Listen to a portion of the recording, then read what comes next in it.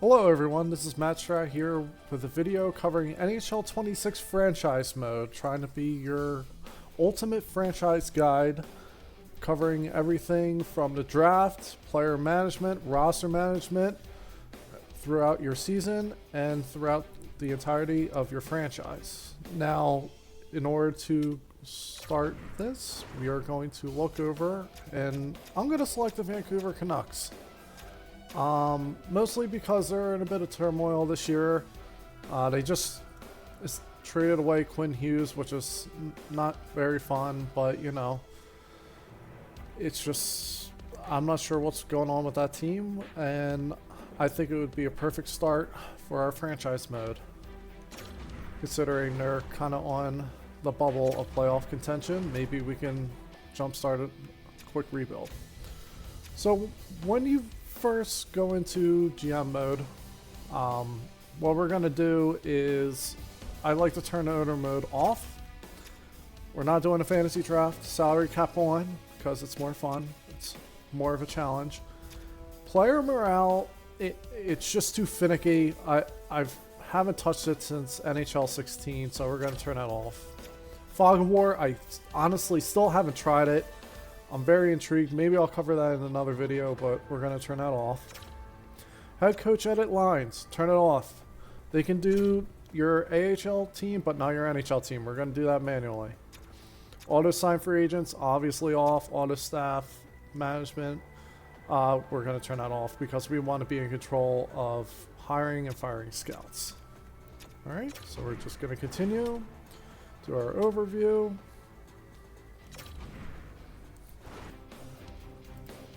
So when you're going in your settings, real quick, I'm going to change it to All-Star.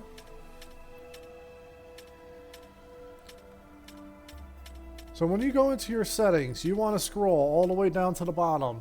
Make sure auto scouting is off, or I'm sorry, pro scouting only. Your pro scouts, you just want to have them do their own thing, because your amateur scouts you absolutely want to do manually. You'll see more results in the draft, and I'll show you guys that later. And then auto staff management off. Alright, so the first thing we're going to do is just do a quick contract overview of your team. First thing you want to do is assess your team, see how your roster's laid out positionally. I'd like to have 10 of each forward, so 10 centers, 10 left wingers, 10 right wingers. Defensemen, I like to have 14, and goalies 6. And this is all under contract. That is including the NHL and the AHL. It's not including your unsigned draft picks. And what we're going to do is we're just going to go through the team. So this is our NHL roster as of right now on our center position. So right now we have 7 in the NHL, and you are looking at 14 centers. That's a bit of a logjam, and I don't like that. So the center situation, so the center thing in reality in the NHL, I think it holds true. You can never have too many centers, but in NHL, in the game, you want your natural position. So I don't like when you have, in this case, 7 centers and some get pushed in the wings. I don't like that. It stunts their growth, and unless they play on the wing as a secondary position as shown in the left column, I would not move a center to the wing unless I don't know, you don't have any injuries or what. Alright, so now we're going to look at the wingers. So we have 6 left wingers in the NHL and 4 in the system, which brings us to 10. However, this is too much. Yeah, so we're going to go back. We're going to take a look at this, try to fix that. Right wingers, we only have 2 in the NHL. And 4 in the minors. This is a huge issue. We definitely have to look at that and try to get that back And for our defensemen, we have 6 with NHL contracts. And we are looking at about 8 in the AHL, bringing a total of 14. And it's okay. Like, this depth isn't too good, but it's fine. So for goalies, we have our starter, our backup, Demko and Lankinen. And in the system, we have 5 goalies under contract. So we have one more than I like, but it shouldn't really be that big of an issue. All right. So now that we looked at the contracts, just to see our roster build up, what we are going to do is we're going to look at our line situation. All right. Again, keep that off. So our first line, high chemistry. Second line's not too bad. Third line, pretty good. Fourth line's pretty solid. Defense kind of sucks without Quinn Hughes back here, but the defensive chemistry's looking pretty good. And then we're gonna go to our goalies. Demko's bona fide starter as long as he's healthy. I personally like him, but again, the health is an issue. And then Kevin Lankinen, probably one of the best backups in the league right now out there. All right, so once we looked at the lines, we are going to look at our draft board and see how many picks we got for this year. And we have 6. We have 2 firsts, a second, a fourth, a fifth, and a 6th. And we're going to look at our forward depth chart, which is not very good. Yeah, it not looking good. Defense, not looking good. Goalie, pretty decent. Alright, so the next thing that we're going to do is look at our trade value for our players. Because again, we are trying to even out that contract spread, and also since I am going through an entire franchise mode, we're going to treat this as a rebuild, which is probably the last thing Vancouver fans want to hear, but this is what I'm going to do for this video. So right now, I would say our pillars at the center position is Marco Rossi and Braden Coots. All right. So typically what I like to do when I'm going through a rebuild is identify 3 players at minimum. Usually 1 forward, 1 defenseman, and 1 goalie that becomes untouchable. Everybody else is fair game. So center-wise, definitely Rossi and Coots. Like, I get it. There's 2 centers out the bat, but yeah, you can't let go of that talent. Left wingers, nothing there. Right wingers, I mean, maybe Lettermacki, maybe. Defensemen, Boyum and Willander. These guys are untouchable. All right. We're gonna go to our goaltending now. This is the hard part. So for goalies during a rebuild, you really don't want somebody like Demko on your team because he's gonna keep you from losing. 89 at 29. Unfortunately, I don't want to jettison him because I like him, but he's also got 1 year left and then the 3-year extension kicks in. So we'll probably look to trade him either during the season by the trade deadline or right before the draft. Okay, so the next thing that we're going to do is we're going to assess our staff situation. So we're going to go to coaching staff first. And Adam Foote at an A, his assistants at B minuses, and a goalie coach is a D. Now generally during a rebuild, you want these as low as possible. So we might go ahead, fire these guys, and put in somebody with probably, you're looking at a C rating, and you really have to make sure during the season that you are looking at this constantly, because I just realized last year that your coaches also grow. I tore down the coaching staff. They were at C's. Next thing I know, I see B pluses, A minuses, and I'm like, and that's why my team was punching above its weight. So you got to keep a look at these guys when you're doing a rebuild. So we'll probably look to fire Adam Foote, Madsen, and Morrison. All right, so the next thing we're going to look at with our staff is the scouts. So the first thing with your scouts, you're going to scroll all the way down. You're going to see where they start at C minus, and we are going to fire all these guys. All right.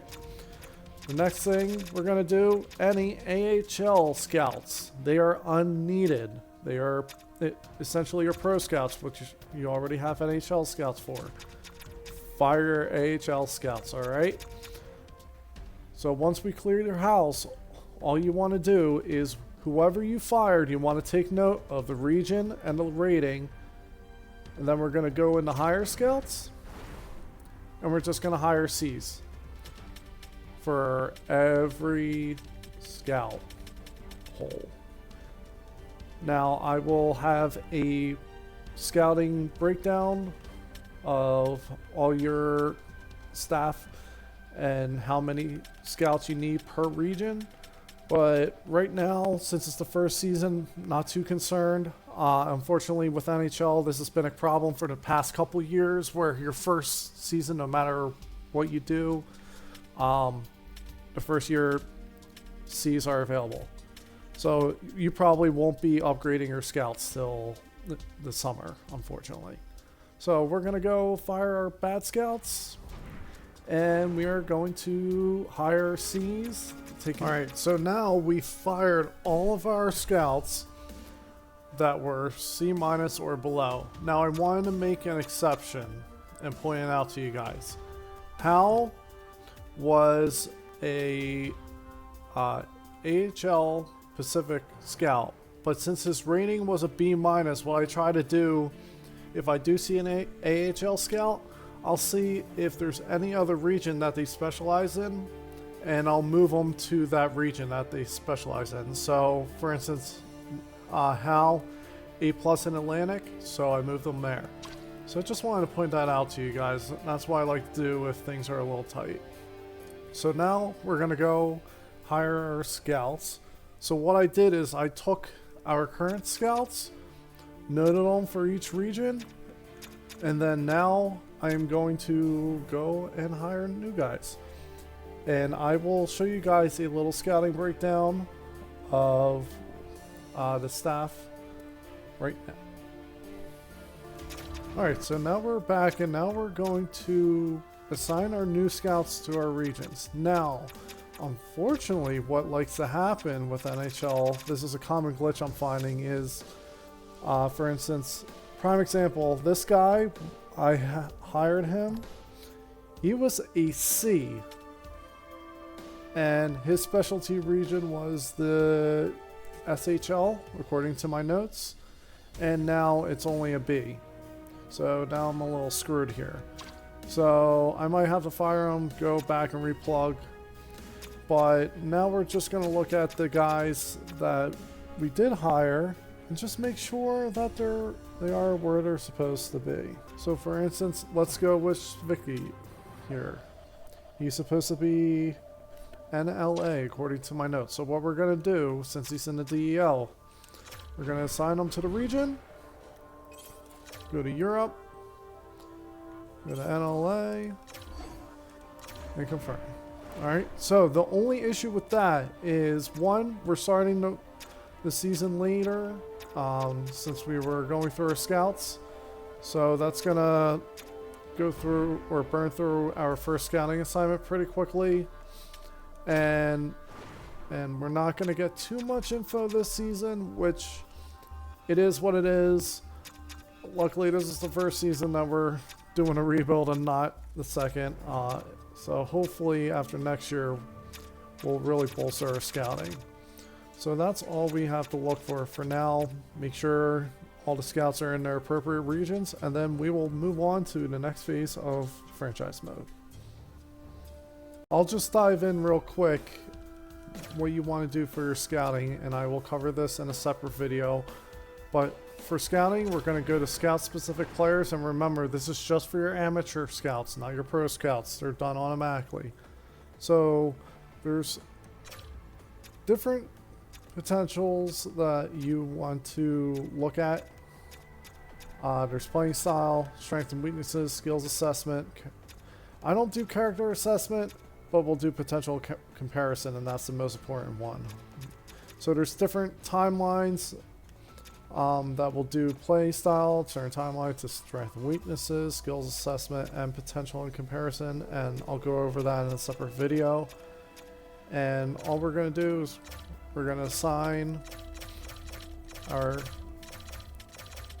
prospects to the cutoff date, confirm. We're just going to do this for every single guy. Remember, pro scouting, not going to do a thing. These guys, we're just going to start with playing style, and we'll continue to update the scouting as the rest of the season goes by. After sending out all of our scouts, it is the beginning of the season, and now what I want to do is go back and look at our contracts. And we're going to identify the problem contracts. And it's a lot of them. So going back to our center issue, we have way too many centers. So we're going to look at Pedersen and Luger. Hopefully I can get him to leave and send him off, but we'll keep an eye on him. Left wingers, Kane, hopefully we can get rid of him. Pretty much anybody who's not going to be in the timeline for this rebuild. Kane's going to be retired by this is done. Sherwood's going to be probably mid-30s. Need desperate help right wingers. Defenseman Tyler Myers is probably going to be gone. He's probably going to retire after this contract. And again, just going back to our goalies, I don't want to trade Demko, but we're probably going to have to, just so we can lose some games, because he's just too good. But other than that, this roster's pretty ideal for a rebuild. Everybody's low 80s. Everybody's pretty young, in their 20s. And this roster does have a lot of promise. Even the young guys at the NHL level, pretty good. Like Michael Rossi, he has the potential to explode. What they got for the Quinn Hughes deal was just astonishing. Boyum, he's going to be great. Willander, we'll see. 20 years old, he's 79. I mean, he could probably still hit maybe an 85. But so far so good. This roster's pretty ideal for a rebuilding roster. So then we're going to go to our centers. And we're just going to note, again, alright, there's a certain roster limit, but we just want to identify the key prospects, like Coots here. Once LeBate's contract is done, jettison him. Because I don't like keeping AHL potential guys. They're a waste of time and effort. What I'd like to do eventually down the road is, once my AHL team needs some holes to fill in from the draft, I just plug in 23, 24 year olds, 73, 74, 75, and they're just roster fillers at that point. But that's for another video. And we're just keeping going. Right wingers, that situation's not good. If I am trading one of my key players, I am asking for a right winger in return, because this is a huge problem. Lettermackey's your only decent prospect, and he's only top 6. Defenseman, I mean, we're going to have a logjam, which is good. I would much rather have a defensive logjam. Personally, I play more defense than I do offense. So the more defense, the better. Goaltending, it's all right. Like, it's not too bad. A lot of backup potentials. And Tolopilo will be good just to have as a backup when we unfortunately trade away Demko. And so really, I think the focus is right now just keeping an eye on Pedersen. Try to look for a place for Bluger. Try to get rid of Evander Kane. Right wingers, again, we're fine. Defensemen, maybe get rid of Myers if we can try to get him to waive it. Forbert, he's a good rental. 1 year left, 81-33, decent depth defenseman. And we'll look at trading Demko. So that's what we wanted to do for a roster assessment. Just get a feel for who's coming up in our system.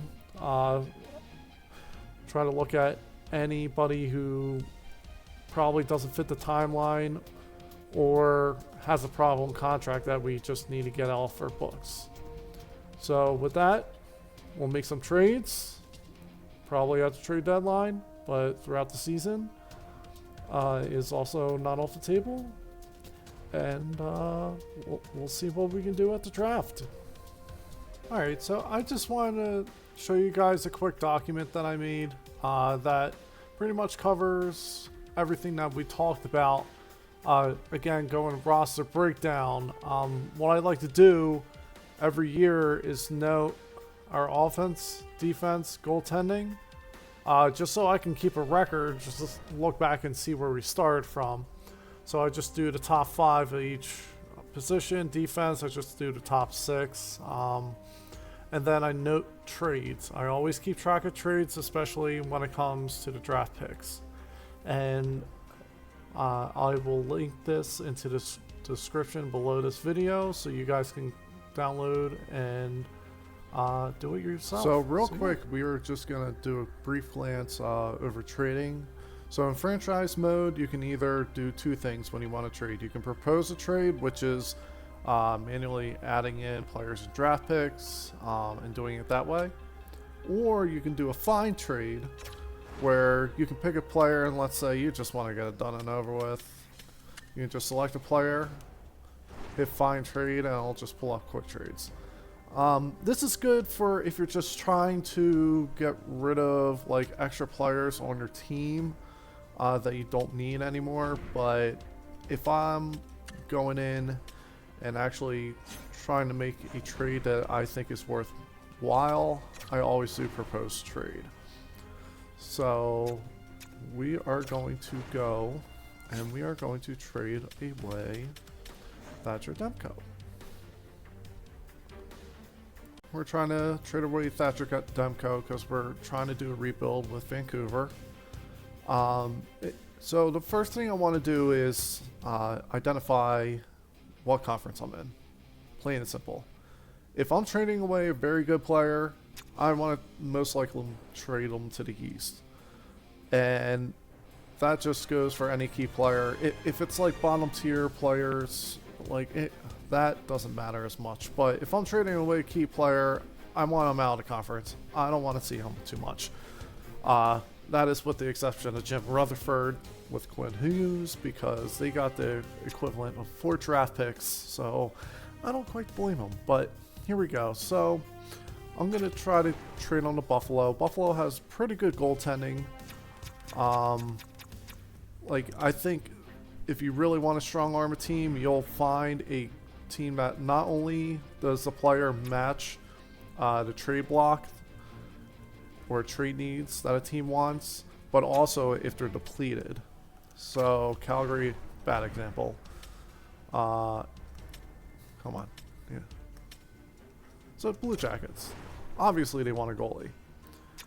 So they don't have too much in the system. So you might be able to strong arm them. Greaves is a decent young goalie, but so far I really like Buffalo with Devin Levi. I think I could probably get Levi and an additional pick. So we're just going to go back. Keep looking. Alright, Oilers. Demko would be perfect, but not going to get the best return for him. I want to try to maximize the return. So if I'm trading a specific player, in this case a goalie, I'd like to get a goalie back unless I have a surplus of goalies to replace them. Then I'll try to, for instance, those right wingers, I would try to trade Demko for a decent right winger. So we're going to see what other goalies are out there and see what other right wingers are out there available, and we will make this trade. Couldn't pull a trigger with Buffalo, but Columbus trying to do a first round pick for Demko straight up.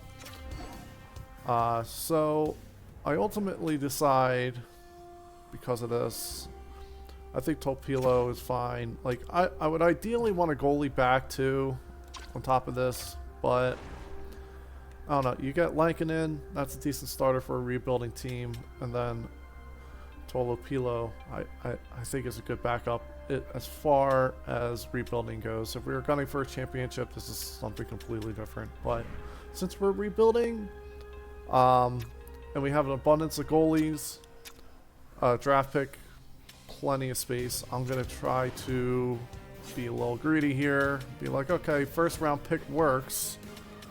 You know, let's try to get a fourth out of it. You know? Okay, too far off. Alright. Just trying to be a little greedy. You want as much return as possible. Getting a little more greedy. Okay, alright. So we'll just do Demko for Columbus's 2026 first rounder straight up. And we'll do that. So I just wanted to show you guys, I updated my roster breakdown, so whenever I make a trade, player and return and where.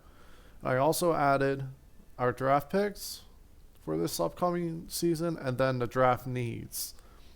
And I just like to keep track of them, especially for where it's projected, just so I can plan my draft picks ahead of time. And we will go over that once we go to the draft in the summer after the season's done. So now we're going to try to trade away Teddy Bluger, and he is somebody that I want to highlight. So as you can see, we can trade with Anaheim. So I already look at Boston's roster. There's nothing that's there that I want. And then I go to Buffalo, and it automatically prompts you with the discard trade. And when you go in and look at Teddy Bluger, remember they have the clauses now for NHL, which I think is really cool, but also huge pain. But we're gonna go into Teddy Bluger. We're going to go scroll down to his contract and see the tradable teams list. So even though he's got a modified no trade clause, he has no desire to go to Buffalo. So we will look at the other teams and see if there's something that we want in return for him and trade him to those teams. Nothing on his list is going to go through. Alright, so going back to Teddy Bluger, I kind of went through his no trade list, and unfortunately I tried to restock our right wings, but I couldn't. So went to Nashville. They don't have a lot of centers, and I will show you that real quick, because again, want to leverage a trade. You don't have a lot of NHL ready centers besides Ryan O'Reilly and Stamkos. I mean, Svetkov, Perot, they're like borderline. So I was like, all right, like they'll probably take this trade, and like I could probably get a third for Bluger straight up, but again, maximize that return value. There's your modified no trade clause trade, and we'll move on to the next one. Here's an example of trading for a position that I have a surplus in and trying to restock the shelves in another position. So we have an abundance of left wingers, and Evander Kane doesn't fit the mold. So I went to his no trade clause list and went to Carolina, who wanted him. Went to the right wingers. They don't want to give Jackson Blake away, but he's 22. He's going to grow into it. So he matches up with a rebuild timeline. So I'm going to go ahead and try to make this trade. So we're back looking at another trade option. So as you can see, I have Elias Pettersson here.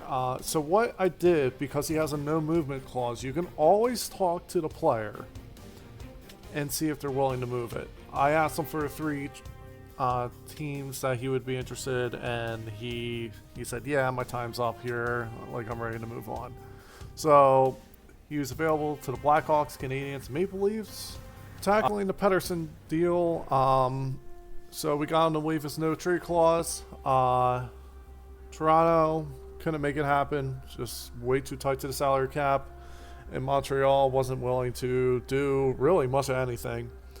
So with Chicago, instead of getting the right wing prospect, I said, you know what, I really could use the draft picks. I tried to go for their first, but decided to go with Florida's first, and then a second, and then Soderblom, just to make sure I'm at the cap floor. And for Pettersson, Sherwood, and a 5th. And what I'm going to do to try to maximize my cap floor, just in case I want to do some more trades, is probably sign a free agent to a low overall contract with a little overpayment, just so I'm above that cap floor in case I need to do any more trades. So we're going to go ahead and do this. I don't want to trade Pettersson, but he's kind of maxed out, and he doesn't go with our timeline. So I'm gonna go ahead.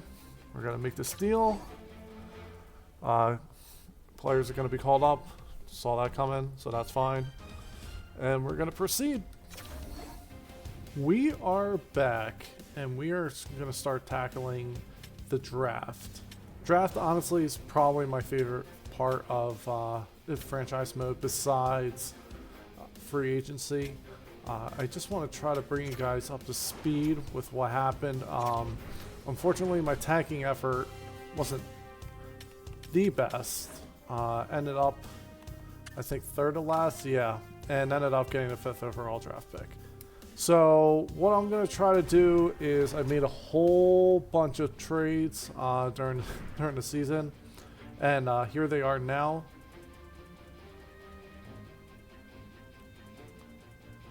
So you can see that there's a bunch of draft picks that we have available for this upcoming draft. What I want to try to do is, I already talked to Marcus Pettersson, who's a defenseman. Got him to waive his no movement clause into a no trade. So I'm just going to really hope it's the top 3 teams, and it's not. I might just try to package him real quick for a first, and then package one of our 4 first rounders to try to move up in the draft, because we really need to get a cornerstone left and right winger. So what I'd like to do before a draft, again, we're going through the roster, and we really want to make sure, like, if we address the position that's needed. So centers, I would say we're in pretty good shape. Left wingers, I would say we need some help. Hoglander is pretty good. Reichel's pretty good spot. But we don't really have anything coming up. So we definitely need left wingers. Going to the right wing. Now, I made some trades during the season, so our right wing trade situation is a lot better. But we still need help in terms of prospects, because this is pretty barren, especially having 3 AHL potentials.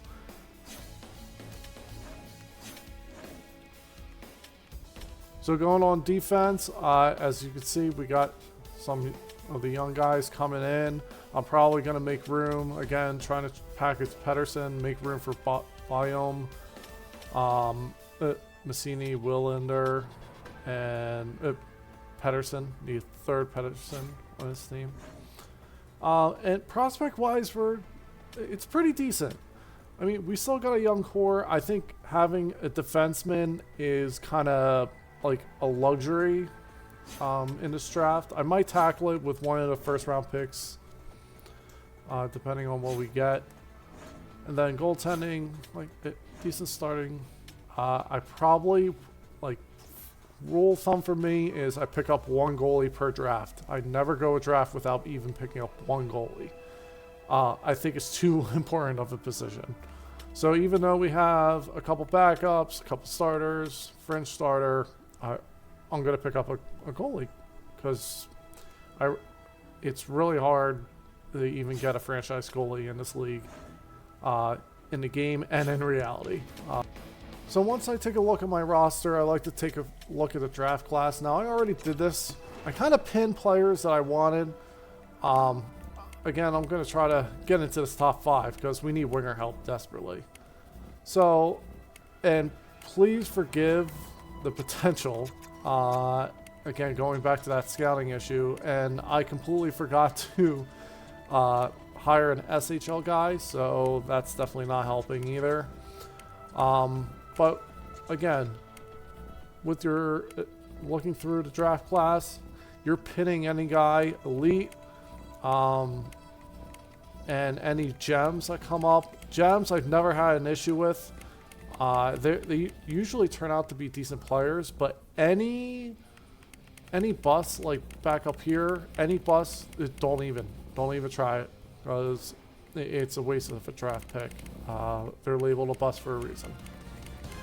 And then a little scouting tip for draft, even though it says elite and it's 2-bar, you're probably looking at a top 6.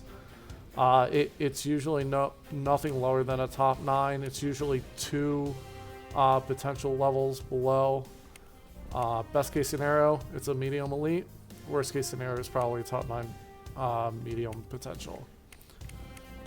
And like I said, I already went down the list. Anything that jumped out, gems, whatever, flagged them. Doesn't mean what we're gonna have or that we're gonna get them, but I like to make note of them, where they are, and see if I can try to draft them. I just wanted to show you guys using the roster layout document that I have going, that I have on the side. I have all the draft picks. So when the draft first starts, I will go in here. I will go to proposed trade, and here it'll tell you the projected draft picks, what their position is going to be.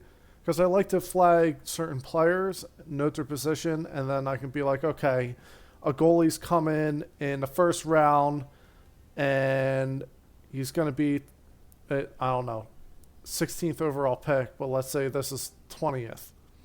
So I would want to trade up to get him. So I know, or draft him earlier, like maybe with this pick. I think it's just a cleaner draft strategy going forward. And then down here, I have the draft needs in order. So whenever I get a pick, I look at my draft needs. If I right wingers first, then left wing, center, goalie, defenseman. So absolutely, wingers need to be addressed in this draft. And I'll just start going down the list, make it nice and easy.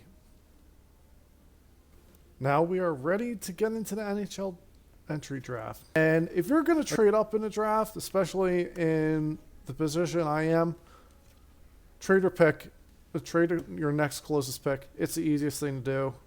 And I'm going to go, you know what, screw it. Another first. And just make it easy. And we're going to see if that works.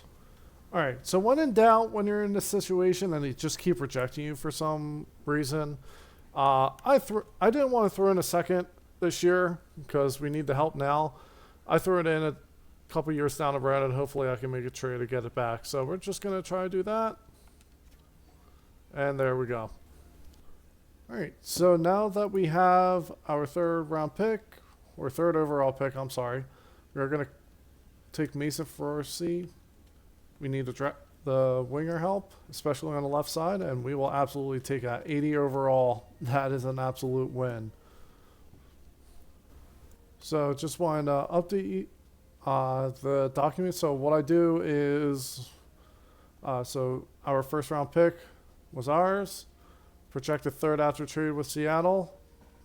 Name, position, overall. And I'll do this for every draft pick. Again, just keeping records and keeping outside documentation for this draft. Go from there. So I already got a left winger. I'm going to try to do it right if it's available. But as we can see, we got defensemen. If you're in this position, I would just go with the guy with the X Factor. X Factors are always helpful. This is another draft situation that is kind of tricky, so I don't want to go to another left winger, especially one I don't know about, but we got 3 centers in a row. So what I like to do, go to player info. This strength of competition right in the center, that's what I want to look at. Strength of competition usually means they can play better against the big boys. This is our 4th first rounder. I went in and I pinned a lower elite defenseman, but we already took one earlier. And I really desperately need a right wing help, so I have to take him. In this situation, I would absolutely take him, especially having unknown. But even if these guys were known, and let's say they were like him, Steiner, top 6 medium elite, I'm taking a right winger because I need the help. Draft, always replenish your prospects. Always do it. That was the first draft with the Canucks. I got pretty much 2 of every position except for the right wing and goalie. I just picked up 1 goalie and 3 right wingers that we need desperate help with. And hopefully those draft situations are a little taste of something that can help you in the future. But I will come out with my own video for tackling the draft and all those situations. Now that the entry draft's over, and we can tackle free agency, and the first part of free agency is re-signing our players. So when we go into our re-signed players, first thing you want to look at is how much cap space you have. We have almost $36 million in cap space this season. So what I want to try to do is sign UFAs first and over RFAs. The reason for that is that RFAs, you can qualify or tender a qualifying offer and they'll be protected until you can make some space. So what I try to do is, if I have a bunch of UFAs that I want to sign, I sign them first, qualify my UF or RFAs, trade away, make some moves for those RFAs, and then I could sign them. So not only do I keep my RFAs, I also get draft capital back, or that's what I try to aim for. So luckily, there's not a lot of expiring contracts. It's just mostly people that, you know, we could just drafted, or for instance, like Patera, I don't want him. He's too old. Once he hits 27 and he's a minors, see ya. Defenseman, what I want to try to do in this situation is have our young guys here. Again, any AHL potential, get rid of them. Especially when they're above 27. Unfortunately, I have to buy him out. I don't think I will. I'll hang on to him for 1 more season. So we will go through our roster, get rid of any unwanted UFAs, and re-sign our players, and we'll go into part 2 of free agents. So going back to our roster construction, we want to have 10 left wingers.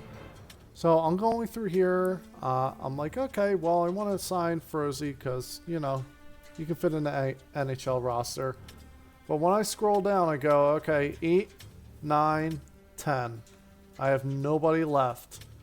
I will not sign Wallison to an entry-level deal unless he is ready for the NHL. Always write out your prospects. Instead, make note of that. We need one AHL left winger, and we'll tackle that in free agency. And you can just fill up. You can always fill up your farm system really easily. So I'd much rather do that than burn an entry-level deal because I don't have one guy for the minor position. Now that I've gone through and re-signed everybody that I want to re-sign, now I'll go through every single position, note what I need to tackle in free agency, and go after it. So we're going to go here, centers, got 10 of them. I would try to get a fourth or an extra forward, but I think Coots is going to get to a 78 like Roddy here. So it'll be a good depth center to have. So centers, no issues. Left wingers, I got 8. Did I count that right?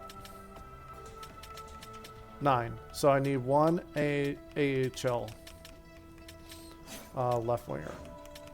Right wingers, we got our, I guess, 5 for the NHL. And then we only have 2 for the minors. So we need 3 AHLs, right wingers. For defensemen, we got 8. I would probably add a 7th, just in case Kudryavtsev doesn't pan out and get to a higher overall. So I might sign another depth defenseman at the NHL level. 9, 10, 11. So we have 11 defensemen total. We're going to add another NHL defenseman. I'll make it to 12. So we need 2 AHL defensemen. And then our goalies. We got 6 starter, backup, and then 4 AHL goalies. So we're good. So I'll make note of those that we need. And then we will tackle July 1st. Just wanted to show you guys that I updated my roster breakdown, including the free agency needs. What I like to try to do is AHL guys, doesn't really matter what you want to do. But for NHL, I note 1 NHL, and then I say depth, and then whatever line or whatever pairing, in this case for defenseman, goalie, it would be obviously starter, backup. Just so I know what I'm looking for, because I'm not going to go back and forth. I'm going to look at my notes one time and go, okay, I need a depth defenseman. I know what overall to shoot for, which is anywhere between 77 and an 80, for instance. Also, this is real quick. Please remember to update your scouts. After this year, they are higher than C's. It might be slow, it might be large, depending on the simulation, but update your scouts. It is very important. Please do that. Do not forget. It is super important. We are on July 1st, and a message will prompt you. I forgot to mention about the new salary cap. Please make note of it. It'll note the minimum and maximum salary cap for that season. So if you're rebuilding, you want to pay attention to the minimum salary cap because you need to meet that cap floor. And if you're in contention, you definitely want to make sure you're looking at the maximum salary cap so you are not pressed up against it any more than you need to. So right now, our situation is we have to get to the cap floor. So as you can see in the bottom, our team cap hit is, our projected spent is 72.7, we'll say. We have to get to 79 million. Yeah, so in this case, it might be a little different. I didn't want to sign overvalued guys just to fill up holes, but I guess we'll do that first thing because, why not? It's more fun that way for a little chaos. So we're going to go to our defensemen we absolutely need. And so on a rebuilding team, I really like to look at the older defensemen, especially if they're looking for 1 years like Rako Gudis here, Because I could just max them out. I can max them out, and then at the trade deadline, I'll be like, hey, I can retain 50% of your salary, flip them for a pick. It's really easy. So I might go with Gudis here, because Carlson, as much as I love to have him, especially if I was a contender for 1 year, I think it's just on the safer side to either go Gudis or Burns if you can convince, or if we can convince him to take a 1 year, and just throw him all the money to get to that cap floor, and we'll plug in the holes. So I'll just quickly show you guys real quick. Left wings noted that we needed one. So all I do is if I need minors, I always go to 2 ways. No matter what, I sort them by potential, and I look and see their age, their potential, and what their overall is. Now, Boucher, right here, perfect. Perfect for what I want. He's 72, he's 23, he can grow into the minors. Worst case scenario, I have another prospect. With these guys, you can pretty much just offer them a little higher. I always go a little higher than what they ask for. Especially minor guys, you could probably just max them out, to be honest with you, but I'm not gonna go crazy, and they usually always accept your offer. So I'm gonna go right wing, same thing. Again, McCown here, Demick here, pretty much perfect. I'm kind of tempted, not gonna lie, by Pickarainen, just because, like, yeah, he's a 68, but he's 19. Like, he has room to grow. And I need 3 of them, so you know what? I might just do it. What I want to try to do, or show you guys real quick, is if you're a contender and let's say, all right, you want the biggest bang for your buck, you're going to organize these guys based on the highest overall. Robertson, I would absolutely go for Jason Robertson. Why not? So the only problem is once you click on them, usually when they show their team background, automatically means they're an RFA. Unless you're looking forward to coughing up that trade cap or the offer sheet capital for it, I try to stay away. But a couple things just to keep in mind for free agency. You don't want to build up your team from free agency alone. It is a horrible, horrible mistake if you do that. Free agency to me is a band-aid approach. I just pick a guy and I'll go, okay, Trevor Zegras. I have a second line center position that I need filled. He's perfect for it. Until somebody that I drafted takes his position. You always, always, always want to treat agency as a plug-in band-aid approach. It's not a long-term fix. Unless you are getting top of the line free agents like Quinn Hughes, in this case Jason Robertson if he was available. Cornerstone players are, I would say, okay. You're going to overpay, but it is what it is. Alright, please do not screw up your teams building your team through the free agency. Do it through the draft. It is very important to do it through the draft. Not only do you get homegrown players, they usually come cheaper. Free agency, you were paying top dollar for these guys. And this is one of the issues in reality with the NHL. And just don't get caught in that trap. Free agency band-aid approach. As I'm looking to upgrade my coaches and scouts in free agency, I'm just going to take this time to end the video. This was just supposed to cover a basic overview of franchise mode and give you guys the basics of what to look for. And you can go back to this video as a quick overview. What I'm going to try to do in the upcoming months is try to do individual videos tackling each part of the season, free agency, drafting, roster construction, all that fun stuff, in their own separate vids that they need. And to give you guys a little more insight as a on hands guide, I will link a website that I have been building in the comments or in the description. I will put all my roster documentation down there, the Word docs, everything, just as tools for you guys to get better. Because this mode's probably my favorite in all of gaming. I've spent countless hours playing this, and it's so much fun. I love how in-depth it is, and growing teams. It's awesome. The only thing I would ask from you guys is check out the site and comment under this video. What do you think I missed? What needs to be added?